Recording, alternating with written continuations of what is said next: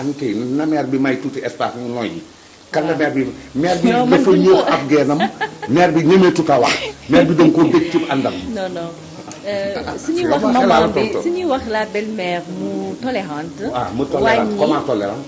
newunu lépp daf ko war a bàyyi mu jàll parce que dafa am noonu tàmmee di gérer sa kër loolu kenn waru ko écraser soo gisee nekk kii sëy si daf koy écraser dafa am noo war a waxtaan ak moom woo ko ci jekk bañ ko weer ci booloo parce que koo weer ci booloo rek mu gis boppam égoom jug ba tey soo ñëwee rek daal di fekk kër bi nga xam ne sa jëkkër mi ngi fi moom moo fi nekk ak ndeyam nga ñëw dugg rek daal ne tey nii na nga koy tourné dépense bi sama loxo lay tegu bul kii naa nga bëgg a changer radicalement am na mère yoo xam ne soo leen ko defee ñu gis seen bopp ñoom mais soo dégloo li ma wax loolu mënul ta nekk parce que nee naa ku ñëw sëy si ci kër danay respecter règle borom kër gi ab sëykat da ngay xam ne da ngay sëy danay respecter règle borom kër gi c'est-à-dire mooy lan yow la belle fille soo ñëwee si kër goro goro mu ñu dund mu ñu gérer këram dana war a topp ci ginnaawam amoo pour ñëw di changer sax radicalement këram radicalement non mooy li ma wax sànq nee naa leen dañuy war a respecter territoire belle-mère ku nekk dana sàmm sa kër yow sa bos dana ñëw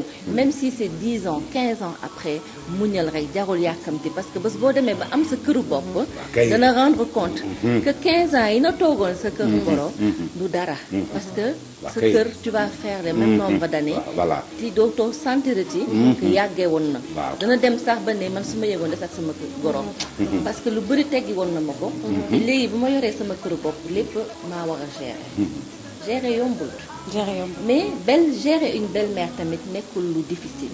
C'est pas difficile. nekkul lu difficile même su fekkante ne aussi ndax am na belle-mère yoo xamante ne aussi. séduire leen yombul.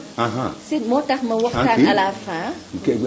yu mel ne yan belle-mère yan belle-mère ñoom nga ci mës a taseel maanaam séduire leen jafe yow da ngaa mel ni kuy sëy doom parce que borom Tuubaa dinaa la maye yow di nga dem. di nga dem. ndax loo xam ne yow màccoo ko bëgg a xam lu mu saf xanaa bala ngaa xam lu mu saf nga màcc ko. waaw papa xam nga yan belle-mère ñoo naqaree nekkal mel ne ku ko mës a màcc. yow doom ñaanal yàlla nu muur la. ñaanal yàlla nu muur la ci barke. yow lay xaar.